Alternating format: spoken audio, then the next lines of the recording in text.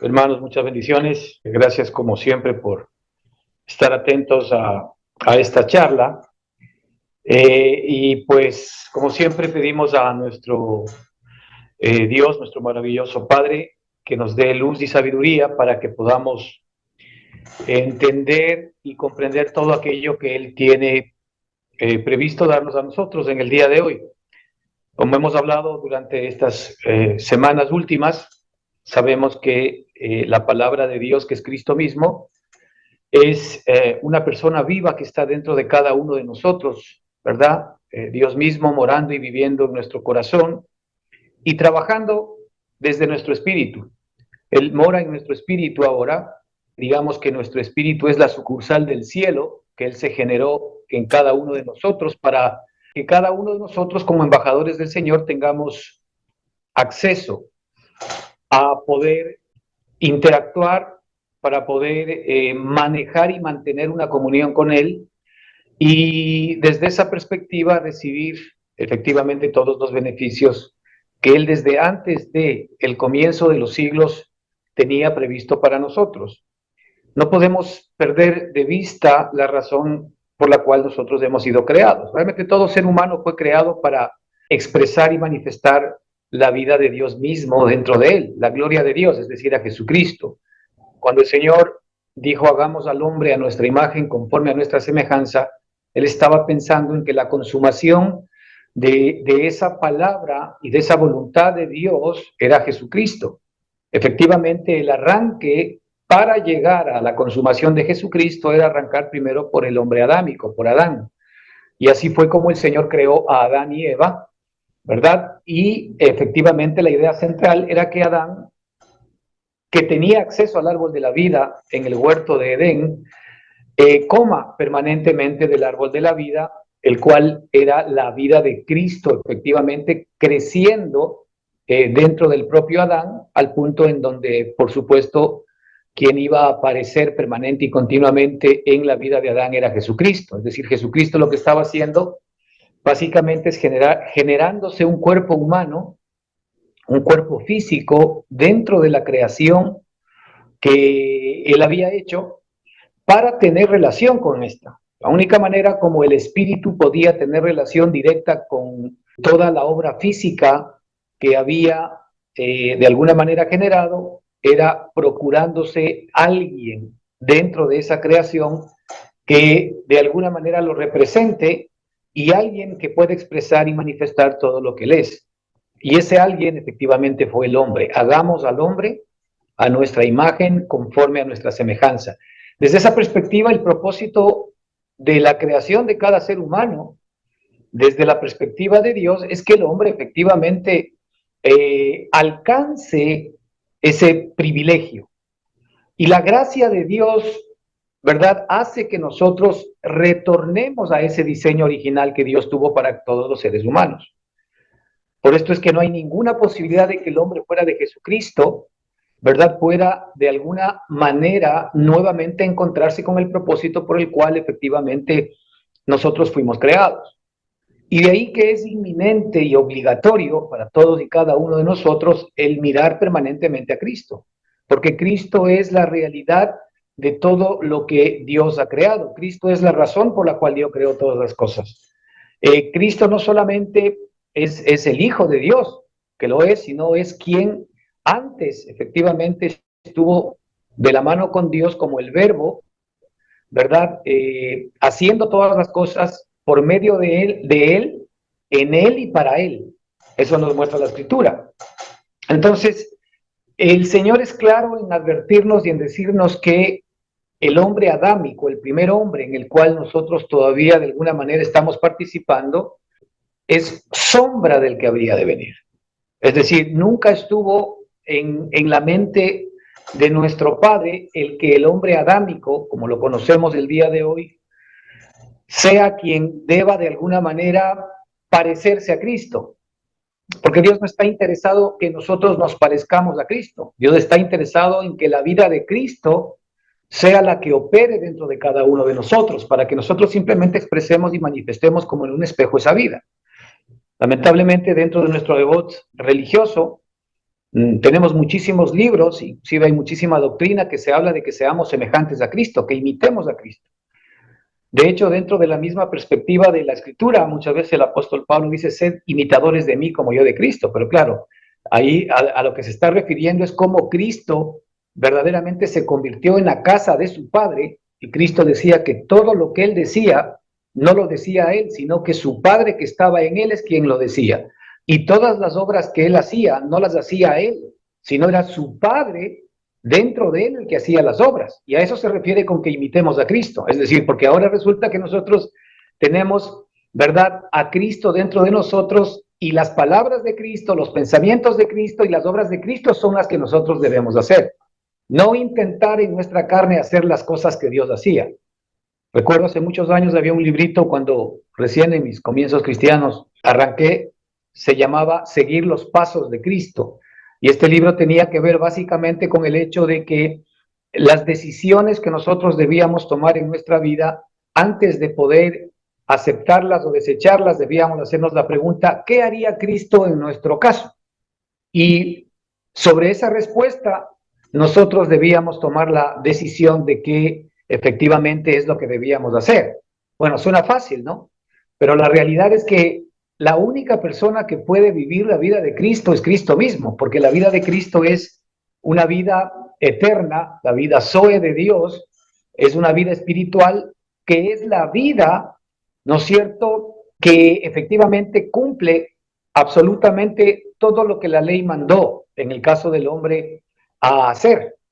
Es decir, la vida de Cristo es la misma ley hecha carne, de tal manera de que la vida de Cristo cumple absolutamente todas las cosas, cumple toda la voluntad, cumple todos los mandamientos de Dios, pero es la vida de Cristo, no es nuestra vida, es la vida de Cristo. Y ahora esa vida morando dentro de cada uno de nosotros es la que se manifiesta y se expresa, y efectivamente nosotros podemos comenzar a recibir esa vida como el regalo y la gracia de Dios, la cual Dios siempre quiso que tengamos, la cual a través de Jesucristo nos es de vuelta, y esa vida es la que tenemos que conocer.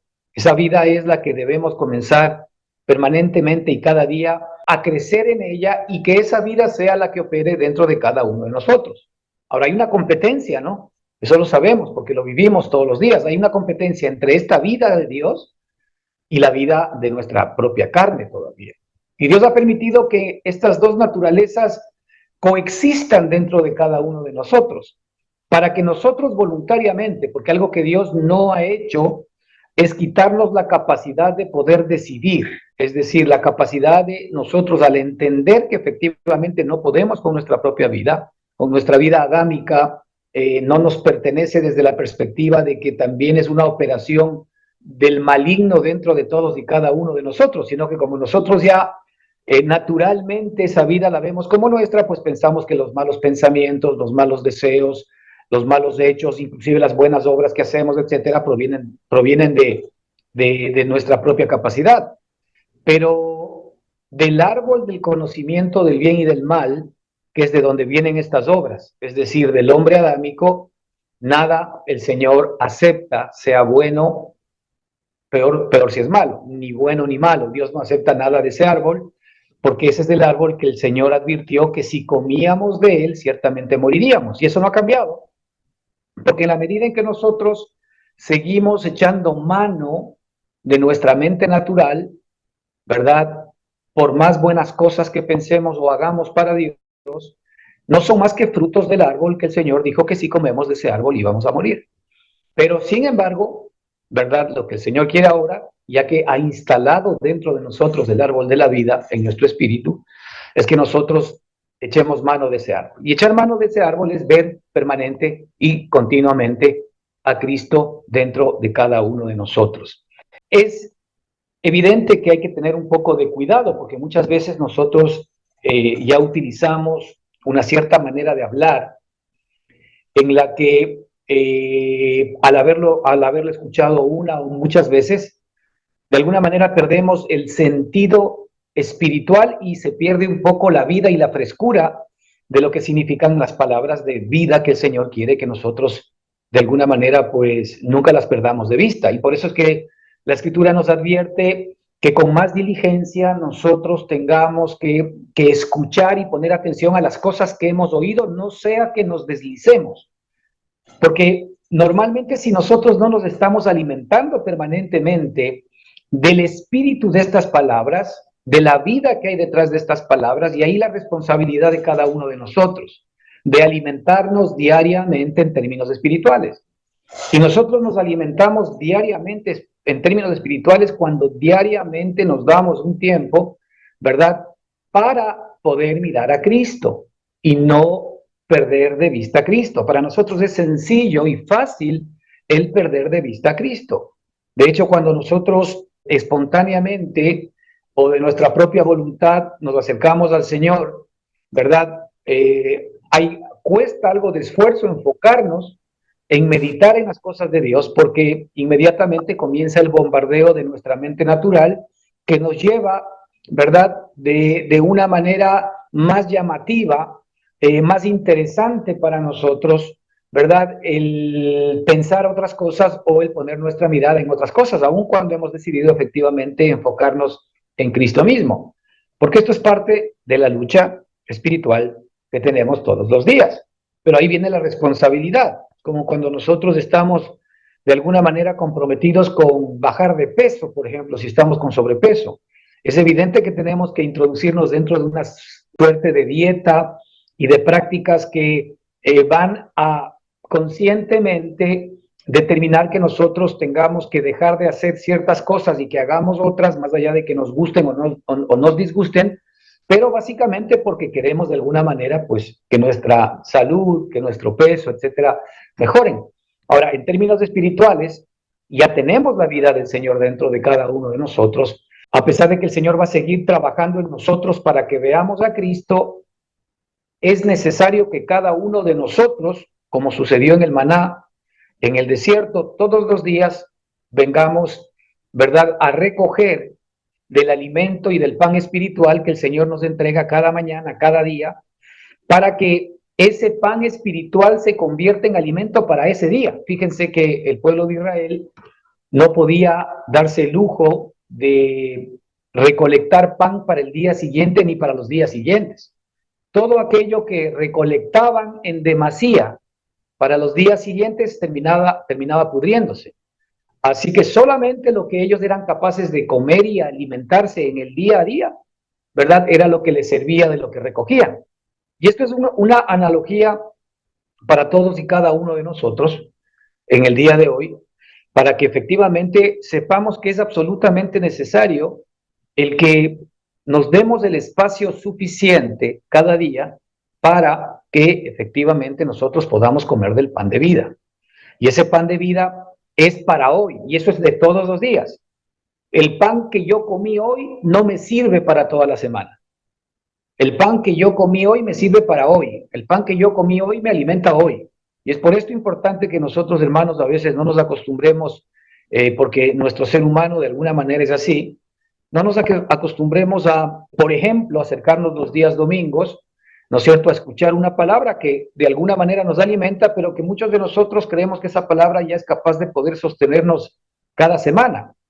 Esto es algo que definitivamente va a generar una vida espiritual absolutamente débil. Es necesario que cada uno irresponsablemente, ¿verdad?, se tome un tiempo en su mañana, en su tarde, en su noche, en donde creas que es mejor para ti, para efectivamente venir a ver a Cristo y no olvidarnos que Él es nuestro gran sumo sacerdote que traspasó los cielos, nos dice la Escritura, ¿verdad?, para que efectivamente podamos nosotros en su nombre y por medio de Él recibir los beneficios de la vida que Cristo efectivamente nos ha dado a todos y cada uno de nosotros. Desde esa perspectiva, nosotros tenemos en el libro de Hebreos capítulo 4, versículos 14 al 16, unos versos en donde la Escritura habla justamente de lo que significa Jesucristo para ti y para mí. Habiendo expuesto en los versículos o en los capítulos anteriores la Escritura, ¿verdad?, cómo es que efectivamente Cristo, por el llamado de Dios, se ha convertido en el gran sumo sacerdote conforme el orden de Melquisedec, que es efectivamente un orden distinto, dice la escritura, del de Aarón. No olvidemos que Aarón fue determinado sumo sacerdote directamente por Dios, de ahí nació toda la tribu de los levitas, ¿verdad? Y los levitas eran los únicos en el tiempo de Israel que podían ser sacerdotes y sumos sacerdotes, pero esto tenía que ver con el pacto antiguo, con el viejo pacto, con el pacto de la letra, en donde para poder escapar de las maldiciones era necesario obedecer la palabra de Dios. Era, mejor dicho, era necesario obedecer la escritura y los mandamientos o la ley que Dios había dado a los seres humanos. Y ahí es donde nos encontramos muchos de nosotros ahora en nuestro ambiente religioso, porque todavía seguimos enseñando a la gente que hay que cumplir los 10 mandamientos. Y nos olvidamos de que ya el Señor Jesucristo, nuestro sumo sacerdote, cumplió todo eso por nosotros. Y a nosotros lo que nos resta es básicamente tomar todos los beneficios de la gracia de Dios que nos es dada en Jesucristo para que efectivamente nos presentemos por Cristo delante de Dios como nuevas personas y como nuevas criaturas. Entonces aquí la escritura en el versículo 14 nos dice, Hebreos capítulo 4, versículo 14, por tanto, teniendo un gran sumo sacerdote que traspasó los cielos, Jesús, el Hijo de Dios, retengamos nuestra profesión. Versículo 15 dice, porque no tenemos un sumo sacerdote que no pueda compadecerse de nuestras debilidades, sino uno que fue tentado en todo, según nuestra semejanza, pero sin pecado. Es necesario que nosotros podamos efectivamente entender, acercarnos confiadamente al trono de la gracia, alcanzar misericordia y hallar gracia para el oportuno socorro. Entonces quisiéramos ver estos versículos del día de hoy. Quisiésemos estos versículos del día de hoy efectivamente tomarlos para discernir lo que el Señor tiene que mostrarnos en esta mañana. Versículo 14 al 16. Les recomiendo que lean las partes de atrás porque la escritura arranca con esta perspectiva y dice, por tanto, por tanto es una conclusión. Es decir, es una conclusión, ¿verdad? Que de alguna manera el apóstol ha estado arribando, la persona que escribió Hebreos ha estado arribando, ¿verdad? Para darnos un argumento poderoso. Este argumento poderoso es el argumento que nosotros tenemos que ir entendiendo y conociendo para, de acuerdo con el versículo 16, acercarnos confiadamente al trono de la gracia. ¿Y para qué? Para que podamos alcanzar misericordia y hallar gracia para el oportuno socorro. Es decir, el versículo 16, ¿no es cierto?, de alguna manera nos dice cuál es la razón por la cual nuestro Señor Jesucristo ha sido constituido por Dios para nosotros sumo sacerdote, ¿no es cierto? Y que por tanto, por ese hecho, ¿verdad?, ya que el Señor Jesucristo nos está representando de cara al Padre, nosotros entendamos bien esta perspectiva, porque esto va a generar una diferencia respecto de cómo nosotros nos vamos a acercar a Dios confiadamente. Acercarnos a Dios confiadamente es que efectivamente no hay ninguna posibilidad de que Dios nos rechace. No hay ninguna opción de que el Señor efectivamente no nos escuche. No hay ninguna posibilidad si es que nos acercamos correctamente, ¿sí? Si es que nos acercamos correctamente. Y confiadamente tiene que ver con los elementos espirituales que Dios nos regala en Cristo Jesús, para que Él sea nuestra confianza por la cual nosotros nos acercamos al Padre y no nosotros mismos, no nuestra carne, no nuestros actos y no nuestros hechos. Porque mientras nosotros nos sigamos viendo a nosotros mismos en función de relacionarnos con Dios, cometemos un grave error. Pero en la medida en que nosotros vemos a Cristo como la razón por la cual Dios nos acepta y la razón por la cual nosotros tenemos que ser escuchados por Dios, porque también aquí hay, vuelvo y repito otra vez algo importante, hay un derecho legal que Dios nos entregó por medio de Cristo o que Cristo hizo que alcancemos. Es decir, yo en el nuevo pacto tengo la capacidad de poderme acercar a mi Padre Celestial por medio de Jesucristo, porque Él ha sido constituido por Dios mismo mi sumo sacerdote. Entonces, es importante el que podamos entender un poco más lo que significa, ¿no es cierto? O cuál era el papel del sumo sacerdote en el tiempo de Israel. El sumo sacerdote tenía un papel fundamental, porque el sumo sacerdote era el único hombre sobre la tierra, ¿verdad?, que podía entrar una vez al año al lugar santísimo, trayendo, primero vestido de unas vestiduras especiales que efectivamente el mismo Espíritu Santo había determinado, de acuerdo con el modelo que en algún momento le fue mostrado a Moisés, el modelo del verdadero trono de Dios, es decir, el modelo del verdadero trono celestial, le fue mostrado a Moisés para que él haga, ¿verdad?, de alguna manera una figura en términos terrenales. Y dentro de esa figura había el sumo sacerdote, que sabemos ahora que es Cristo Jesús, la realidad del templo de Dios, la realidad del trono de Dios, la realidad del lugar santísimo de Dios. Efectivamente, el sumo sacerdote real, eterno y por siempre ha sido Jesucristo.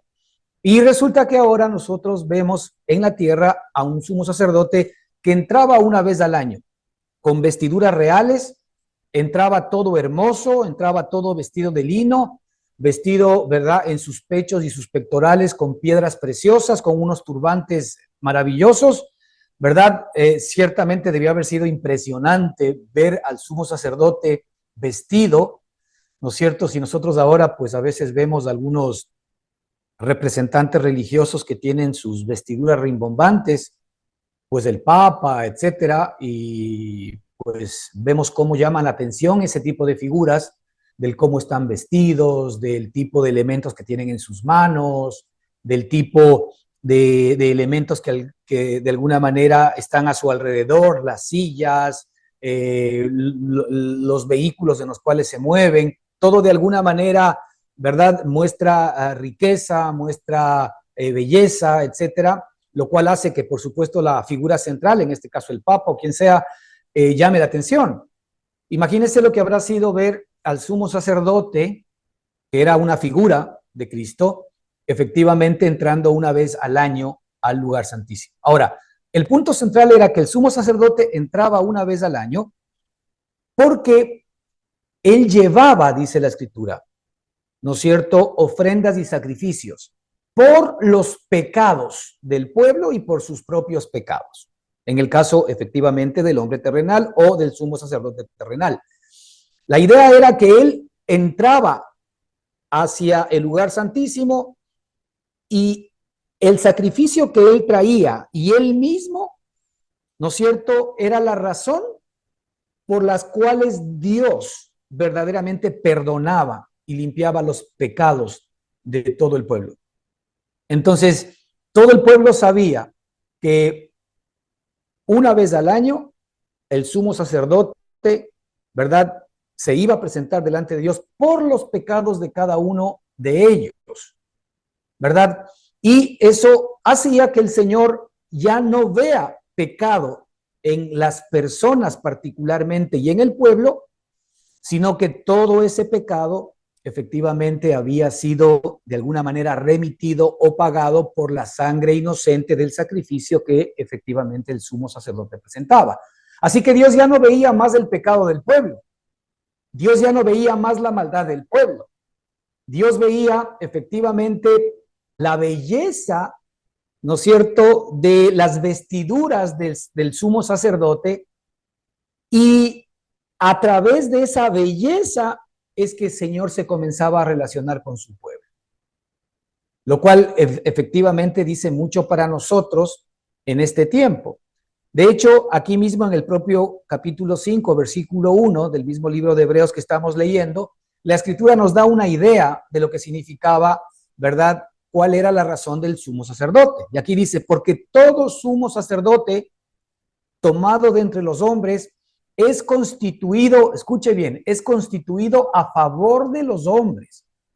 Todo sumo sacerdote tomado de entre los hombres es constituido a favor de los hombres en lo que a Dios se refiere, para que presente ofrendas y sacrificios por los pecados.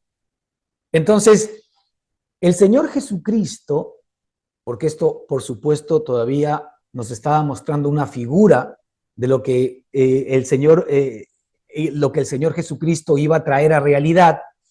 Y es que la Escritura nos dice ahí, si por tanto, teniendo un gran sumo sacerdote que traspasó los cielos, es decir, el Señor Jesucristo, ¿no es cierto?, fue llamado a ser el sumo sacerdote nuestro, pero ahora resulta que él llevaba su propia sangre y su propio sacrificio para entrar de una vez por todas al cielo, para representarnos a nosotros y para continuamente estar a nuestro favor delante de Dios.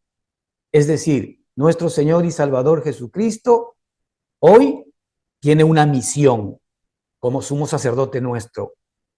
Y una misión que fue determinada por el Padre a nuestro favor es que ahora Él, con su propia sangre eterna, entre una vez para siempre para ser constituido a nuestro favor delante de Dios por los siglos de los siglos y siempre. Es decir, la razón por la cual nosotros somos escuchados por medio de Jesucristo es que el Señor, el Dios eterno, ¿verdad?, ve a Cristo mismo, ¿verdad?, dentro de cada uno de nosotros. El Señor ya no está viendo nuestra maldad, no está viendo nuestro pecado, no está viendo nuestra iniquidad, sino que nos está viendo a nosotros mismos. Entonces, entendiendo esto, la Escritura nos dice en el versículo 14, por tanto,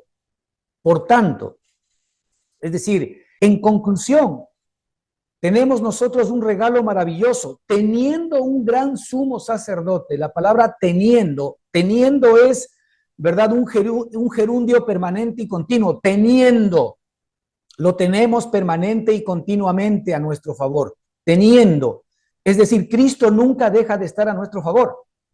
Cristo siempre está a nuestro favor. Cristo fue constituido para estar siempre delante del Padre a nuestro favor. Es decir, el Padre, al ver a Cristo permanentemente, nos está viendo a todos y cada uno de nosotros. Esto es lo que debemos comenzar a entender y comprender. Ahora, la mejor manera de embullirnos o sumergirnos dentro de esta realidad es cuando vemos a Cristo.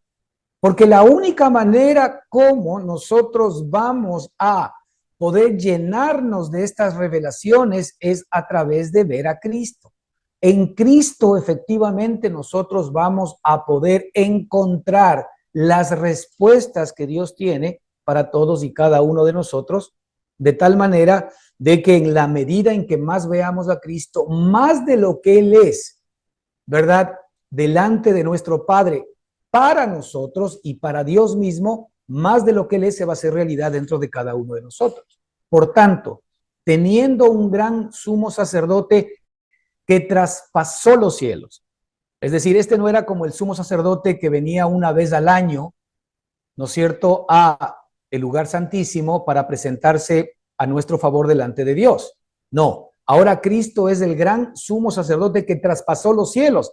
Es decir, Él fue directamente a nuestro nombre y por nosotros a presentarse delante de Dios eternamente. Entonces, la Escritura nos dice, Él es Jesús, el Hijo de Dios, nuestro gran sumo sacerdote, que traspasó los cielos, que está delante de Dios. Por tanto, retengamos nuestra profesión. Y por tanto, es que nosotros debemos retener, tenemos que guardar, abrazar, aferrarnos, asirnos. Son palabras similares, de acuerdo a lo que nos muestra aquí el griego, ¿verdad? Echar mano viene a ser también igual, abrazar, aferrarnos, asirnos, prendernos, tomarnos. Aquí estas ideas tiene la palabra retengamos. Retengamos nuestra profesión, retengamos nuestra confesión. Es decir, prendámonos de Cristo, prendámonos de esta confesión de saber que Jesucristo es nuestro gran sumo sacerdote y que está permanente y continuamente a nuestro favor por el sacrificio que efectivamente Él hizo a nuestro favor, presentando delante de nuestro Padre todo lo que el sumo sacerdote debía presentar por los pecados del pueblo. En este caso ya no por sus propios pecados, porque Jesucristo nunca cometió pecado, como nosotros sabemos. Así que la sangre de Jesucristo lo que hizo básicamente es pagar todos nuestros pecados. Ahora, el propósito de Dios con esto de que nuestros pecados sean limpiados es que efectivamente nosotros en nuestra conciencia llevemos esta realidad.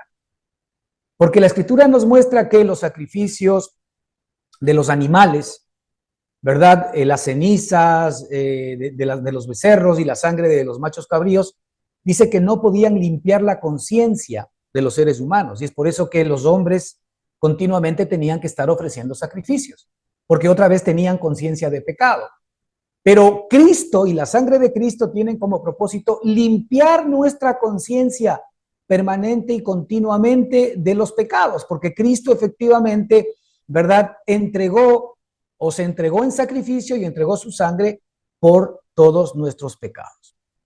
Entonces, es necesario que pidamos al Señor que nos dé luz y sabiduría para entender el ministerio de Cristo a nuestro favor permanente y continuamente delante del Padre, para que nosotros, ¿no es cierto?, podamos asirnos y aferrarnos de una manera cada día mucho más fuerte, ¿no es cierto?, a la confesión de fe, a nuestra profesión, a la confesión de que Cristo es nuestra vida, de que Cristo es la razón por la cual efectivamente Dios me perdona. Cristo es la razón por la cual Dios me ama. Cristo es la razón por la cual efectivamente Dios a mí me ve eternamente salvo y santo.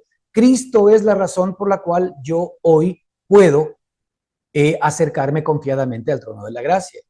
Y el versículo 15 en este mismo caso nos dice: porque no tenemos un sumo sacerdote, que no pueda compadecerse de nuestras debilidades, sino uno que fue tentado en todo según nuestra semejanza, pero sin pecado. Aquí también tenemos, creo que, algunas verdades importantes que tenemos que sacarlas a luz. Primero, la Escritura nos dice: porque no tenemos un sumo sacerdote que no pueda compadecerse de nuestras debilidades. Es decir, Cristo, al ser la nueva cabeza de la humanidad, era absolutamente necesario que nosotros, para poder tener esperanza, hermanos, tengamos una nueva cabeza, que nosotros seamos parte de una nueva creación. Como todos nosotros sabemos, la primer cabeza en términos humanos fue Adán, a pesar de que la cabeza como el Señor siempre fue Cristo, pero en términos de creación, el primer hombre hecho de manos, ¿verdad?, hecho de barro, fue Adán.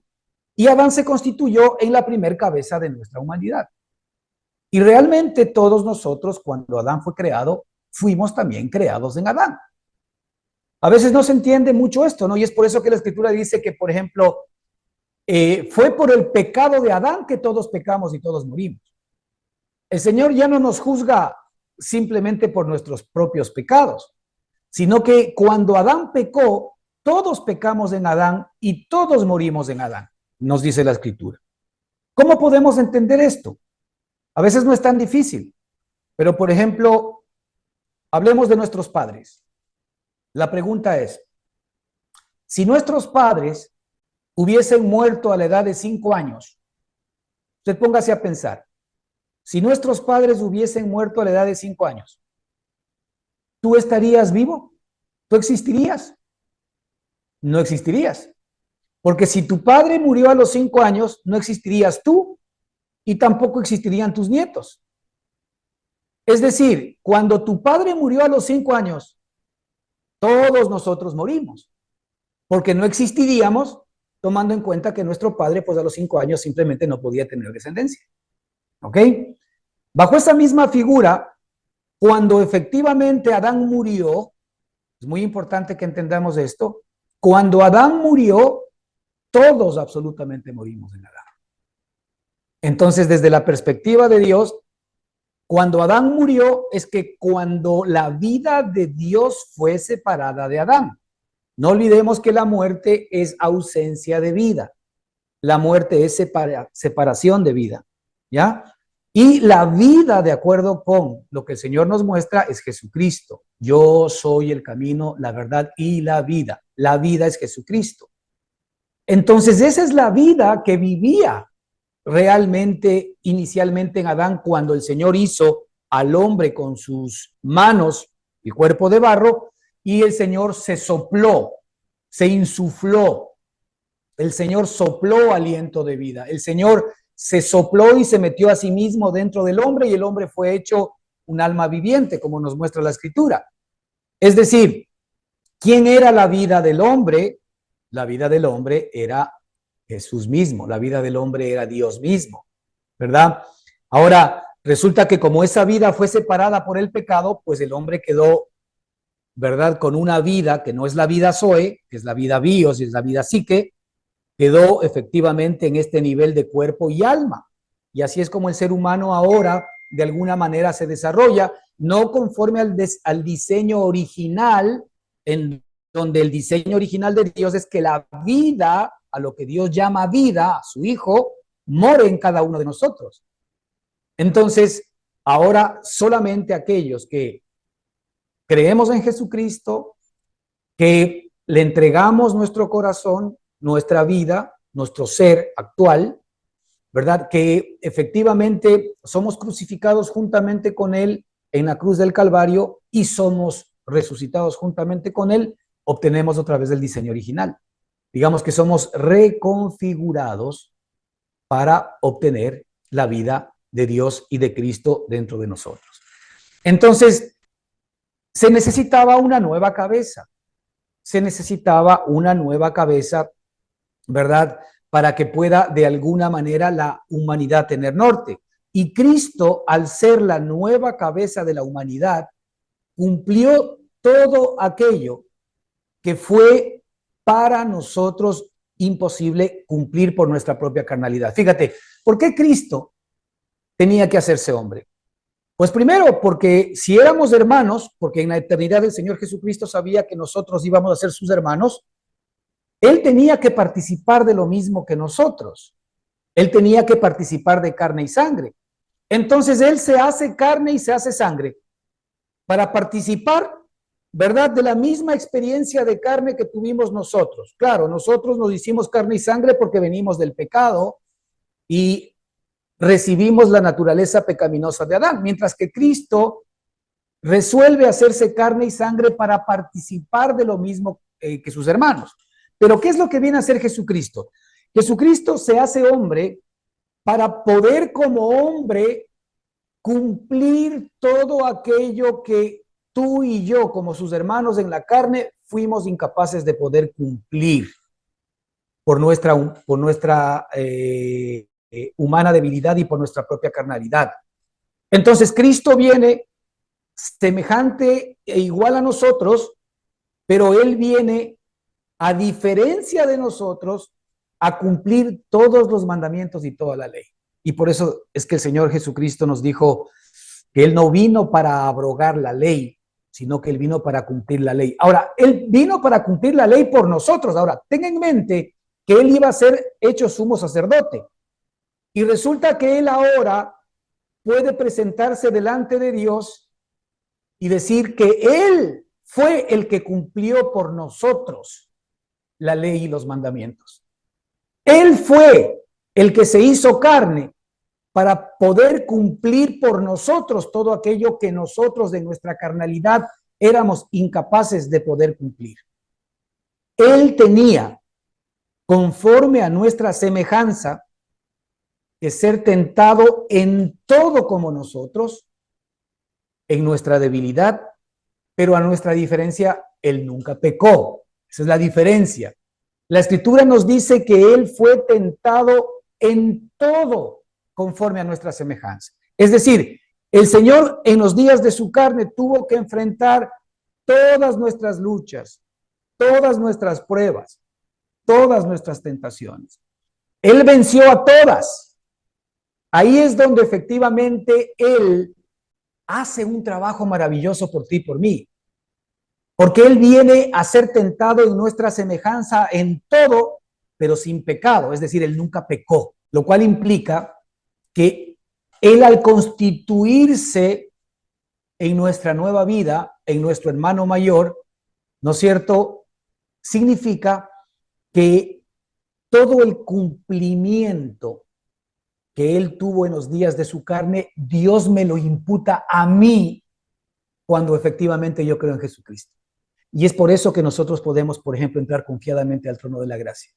¿Por qué? Porque si Jesucristo, que cumplió todos los mandamientos, Jesucristo, sabiendo que era mi hermano, vino, ¿verdad?, desde el cielo mismo, se hizo carne, y a diferencia de mí, que yo sí pecaba, Él fue probado exactamente igual como yo y como todos nosotros, pero nunca pecó. Y Él ahora va delante del Padre a presentarse, ¿verdad?, como efectivamente este nuevo hombre en el cual nosotros hemos nacido de nuevo, el cual ya cumplió por nosotros absolutamente todos los deberes que nosotros no pudimos cumplir.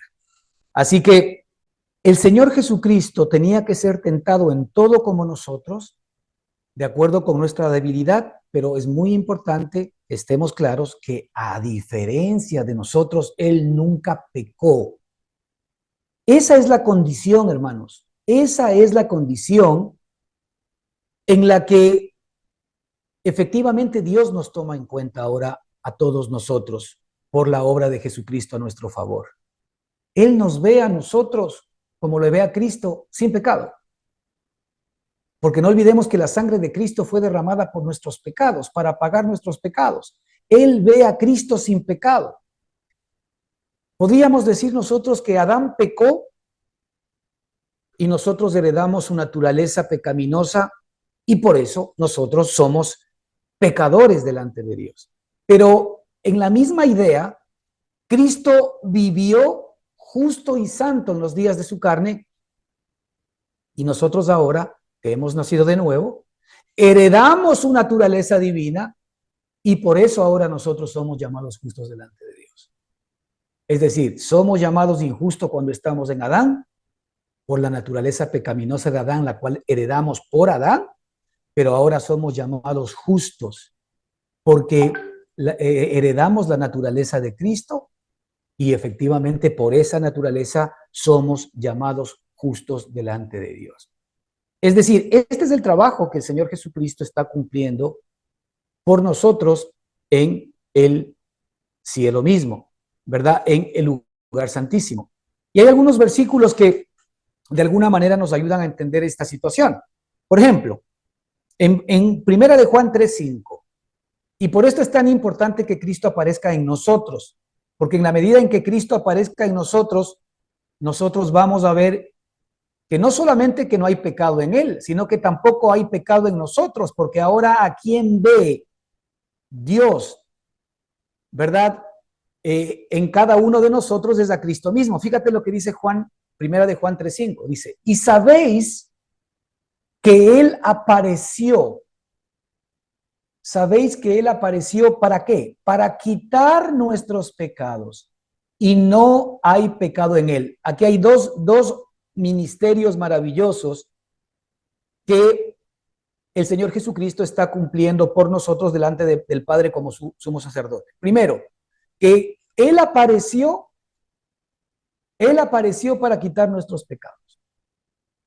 Es decir, todos nosotros sabemos que Él fue entregado por nuestros pecados, que Él fue inmolado por nuestros pecados. Él apareció para quitar nuestros pecados. La razón por la cual Cristo apareció, ¿sabes por qué es? ¿Sabes para qué apareció Cristo en tu vida?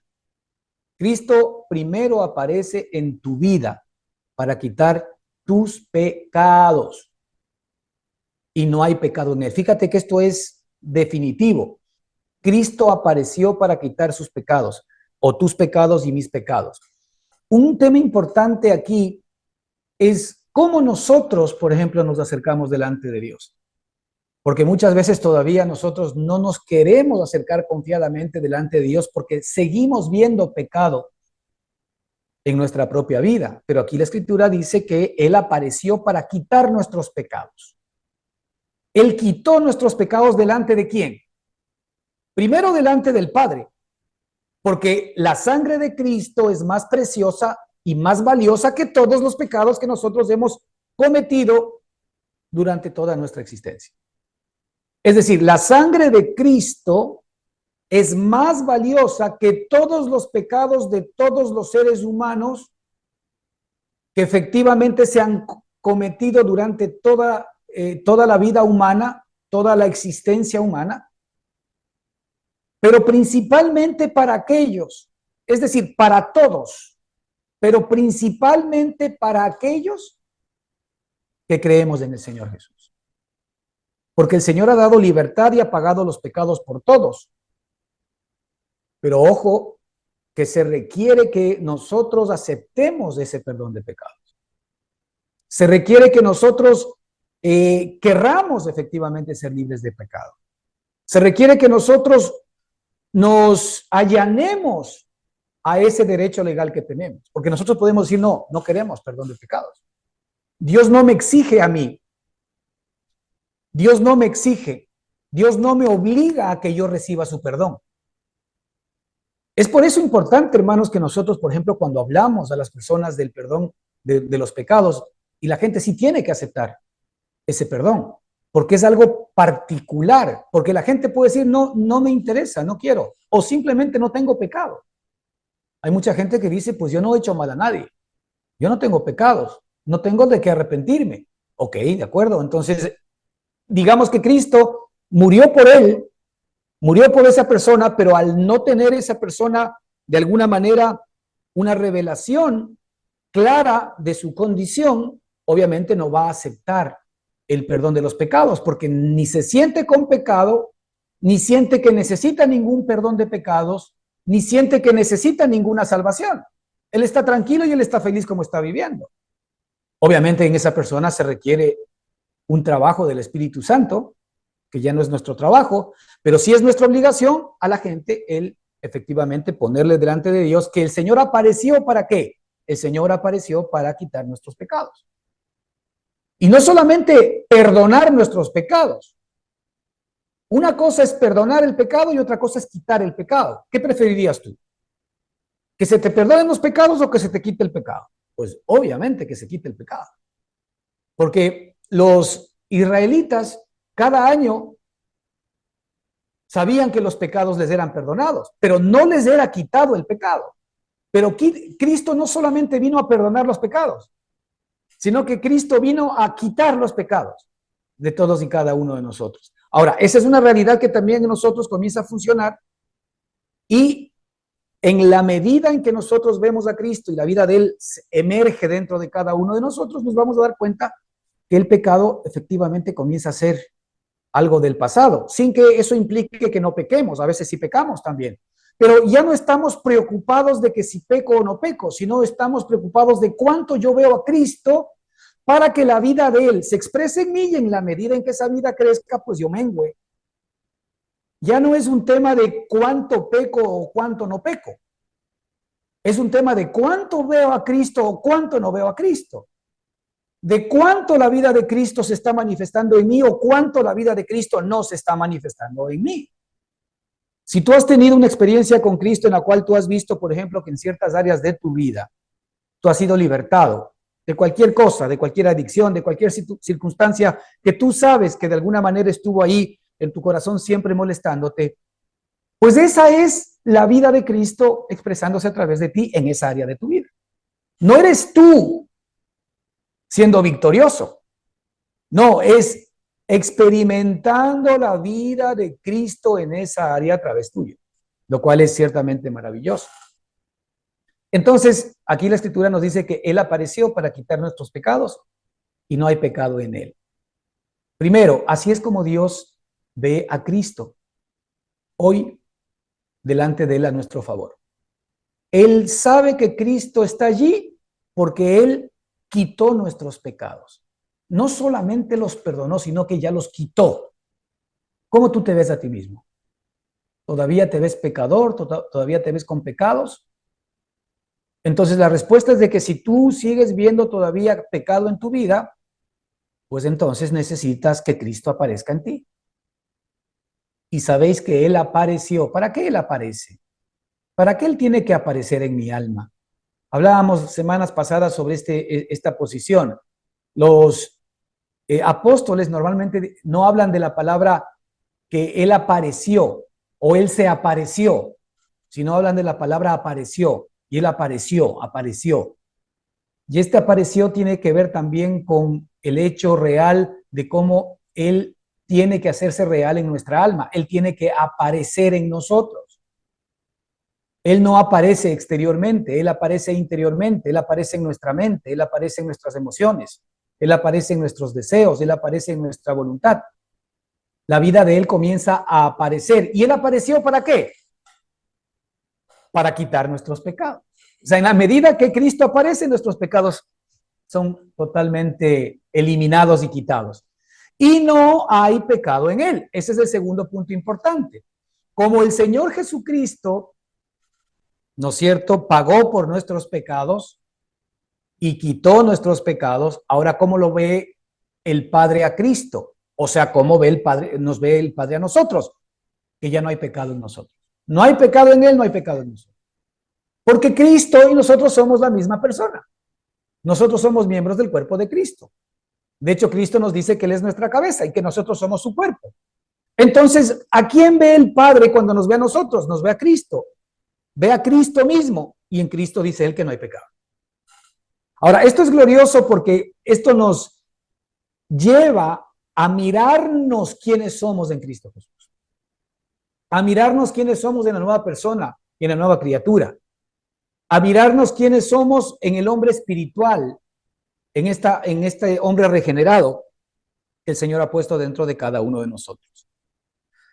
En 2 de Corintios capítulo 5, 21, la Escritura nos dice también en este mismo sentido que al que no conoció pecado, es decir, ¿quién no conoció pecado? Cristo Jesús es el único ser humano sobre la tierra que no conoció pecado. Al que no conoció pecado, por nosotros lo hizo pecado, para que nosotros fuésemos hecho justicia de Dios en él. Es decir, otra vez, dos caras de la misma moneda, en donde por el un lado, el Señor Jesucristo, ¿verdad?, fue hecho pecado por nosotros, es decir, Él cargó nuestras culpas, Él cargó nuestras maldades delante de Dios, Él fue enviado a cargar nuestras culpas y a cargar nuestras maldades delante de Dios. El ministerio del Señor Jesucristo en la tierra fue venir a sufrir, fue venir a ser angustiado por nuestros pecados y por nuestras faltas, para que una vez que vaya al cielo, para que una vez que efectivamente penetre el cielo, Él presente al Padre el trabajo realizado de haber limpiado nuestros pecados, efectivamente habiendo cargado nuestra maldad y nuestro pecado en la cruz del Calvario, y mostrando ahora la vida resucitada de Cristo, que es una vida limpia, santa, justa, sin pecado, y es la vida que efectivamente ahora todos nosotros tenemos en la resurrección de Jesucristo. Al que no conoció pecado, por nosotros lo hizo pecado, dice la Escritura, para que nosotros fuésemos hechos justicia de Dios en él. Fíjate, resulta que ahora el Señor Jesucristo vino a la tierra para cargar con todos nuestros males, todas nuestras injusticias, pagar por todo aquello, pagar por nuestros crímenes, si lo queremos poner así, pero para que nosotros ahora, por el otro lado, en la resurrección, podamos recibir la justicia de Él. Es decir, Él agarra todos nuestros males y nos entrega todos sus bienes, para que ahora nosotros los podamos disfrutar. Este es el trabajo que el Señor Jesucristo está haciendo delante del Padre. Es por esta razón que yo me puedo acercar confiadamente al trono de la gracia. No me puedo acercar al trono de la gracia viéndome a mí mismo, sino viendo la obra que Cristo hizo a mi favor cuando estuvo en la tierra para pagar por mis pecados y ahora que está en el cielo para mostrar la santidad y la justicia que Él es, la cual demuestra la santidad y la justicia que yo soy como una nueva persona y como una nueva criatura. Primera de Pedro 2:22 también nos dice lo mismo en el mismo sentido. Quien no cometió pecado, ni se halló engaño en su boca. Jesucristo no cometió pecado, ni se halló engaño en su boca. Como Jesucristo fue enviado en mi nombre y en el tuyo y en el de todos los que creen en Él, entonces el Señor nos imputa este hecho, que en Él no se halló pecado ni engaño en su boca, ahora que hemos nacido de nuevo. Se nos imputa lo que Dios piensa de Cristo a cada uno de nosotros. Los pensamientos que Dios tiene de Cristo, los sentimientos que Dios el Padre tiene de su amado Hijo Jesucristo, los deseos que Dios el Padre tiene de su amado Hijo Jesucristo, la voluntad que Dios tiene de su amado Hijo Jesucristo son exactamente los mismos que Dios tiene para ti y para mí. Para eso está Cristo, efectivamente, enfrente del Padre a nuestro favor, lo cual ciertamente es maravilloso. 7:18. Por tanto, tenía que ser hecho semejante a sus hermanos en todo, hablando de Jesucristo, para llegar a ser un sumo sacerdote misericordioso y fiel en lo que a Dios se refiere, para expiar los pecados del pueblo. Porque en cuanto él mismo padeció siendo tentado, es poderoso para socorrer a los que son tentados, a los que son probados. Aquí la palabra tentado no tiene que ver solamente con nuestras tentaciones de la carne, sino con las pruebas del ser humano. La palabra también se traduce como prueba. Entonces, primero él tenía que llegar a ser, dice la Escritura, semejante a sus hermanos en todo. Ya que él sabía desde la eternidad que nosotros íbamos a ser sus hermanos, él tenía que ser semejante a nosotros en todo, para llegar a ser, que dice la Escritura, un sumo sacerdote misericordioso y fiel en lo que a Dios se refiere. Es decir, él tenía que llegar a ser misericordioso y fiel, porque él iba a representarnos a nosotros efectivamente delante del Padre. Y ya que él mismo padeció siendo tentado, es poderoso para socorrer a los que ahora somos tentados. Es decir, como él mismo cargó con nuestras luchas, con nuestras dificultades, con nuestras tentaciones, con nuestras pruebas, él cargó, él vivió lo que nosotros vivimos. Ahora él es poderoso para hacernos vivir exactamente lo mismo que él ya vivió, si es que efectivamente nosotros nos hacemos del Señor Jesucristo. Toda prueba que el ser humano ha tenido que en su momento pasar, Cristo la pasó, Cristo la ha vivido. Pero la vida de él efectivamente fue más poderosa que esa circunstancia.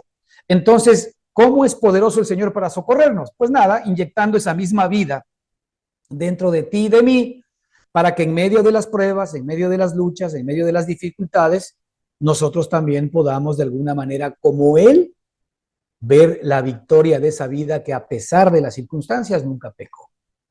Así que esa es la vida que el Señor nos ofrece a nosotros. Y en el mismo libro de Hebreos 7:26 dice, porque tal sumo sacerdote nos convenía, santo, inocente, sin mancha, separado de los pecadores y hecho más sublime que los cielos.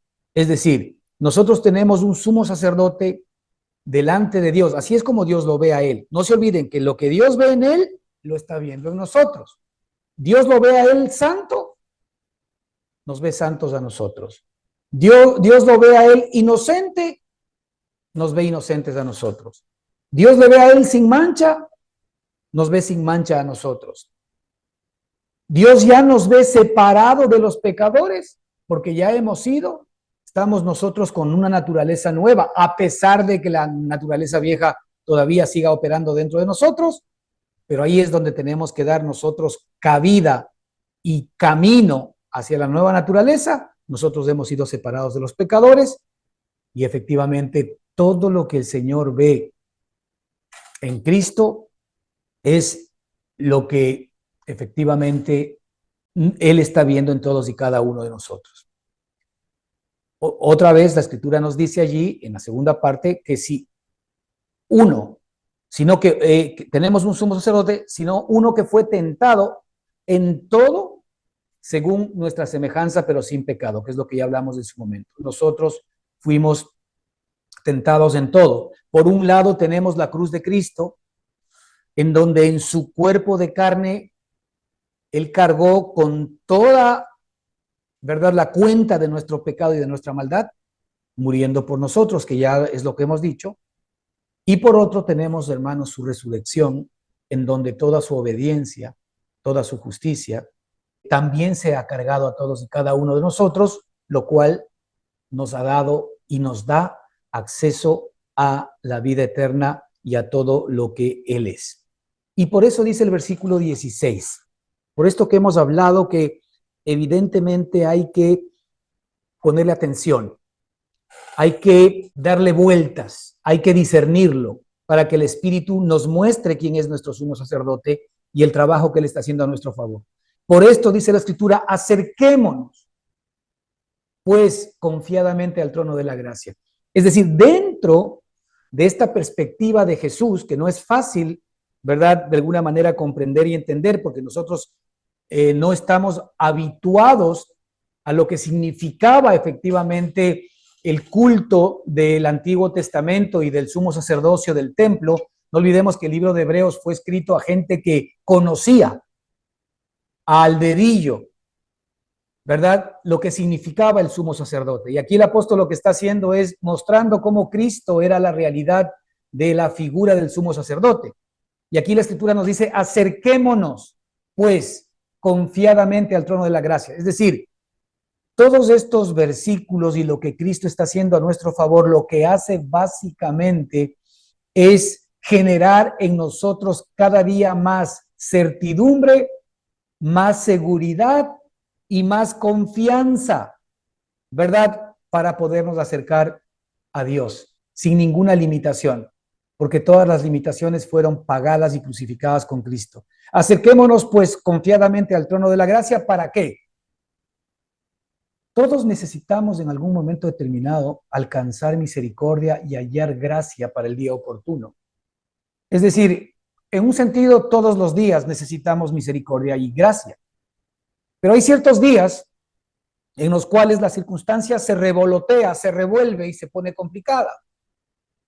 Y en esos días en donde las preguntas están ahí, donde las situaciones, pues de alguna manera inesperadas han tocado a nuestra puerta y no sabemos qué hacer, allí es donde nosotros requerimos alcanzar misericordia y hallar gracia. Pero para eso, la única manera es acercarnos confiadamente por Cristo Jesús al trono de la gracia, mirando que la obra que Él hizo a nuestro favor, por pagar nuestros pecados y por ahora estar delante del Padre, intercediendo por nosotros, ¿verdad?, por su justicia, por su santidad, por su inocencia.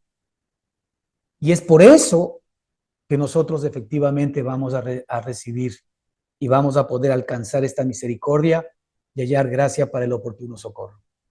Por eso es importante ver a Cristo. Por eso es importante no dejarlo de ver a Él.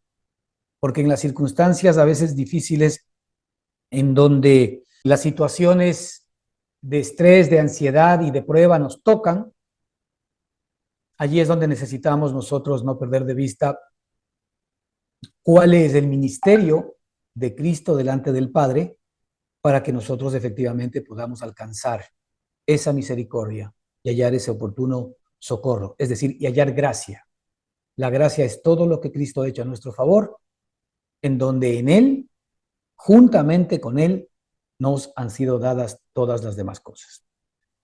Que el Señor les bendiga ricamente, hermanos. Vamos a quedar hasta la próxima semana.